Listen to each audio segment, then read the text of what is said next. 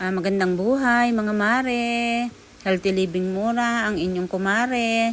Ginisang munggo with dahon ng ampalaya at malunggay. Mga mare, ang ating sangkap sa ating lulutuing ginisang munggo. Bali yan mga mare ko. Ayan yung ating lamas at ito ang ating ampalaya mga mare. Dahon ng malunggay, fresh na fresh. Ang ating mga gulay at saka nga pala mga mare, ito bangus na dagupan na ano na siya mga mare, daing. Lagyan na rin natin ng ating chicharon at ito nga palang karne na ito mga mare, bali sinabay ko na yan sa pagpapakulo dito sa ating munggo kanina, kaya luto na rin yan mga mare ko.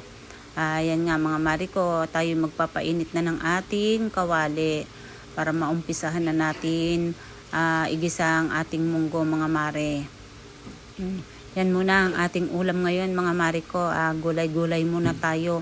Sabayan natin yung maulang panahon. Kaya magmunggos tayo ngayon. Bali maghapon nga palang ulan mga mare ko. Kaya masarap talaga yung medyo may sabaw-sabaw at gulay. Yan mga mare ko. Naglagay lang ako ng konting mantika mga mare ko. At saka natin igigisa ang ating lamas dyan. Yan mga mare, bali ihintayin lang natin uminit ang ating kawali na may mantika mga mare ko. Bago natin ilagay ang ating bawang. Bali yan mga mare, ilagay na natin yung ating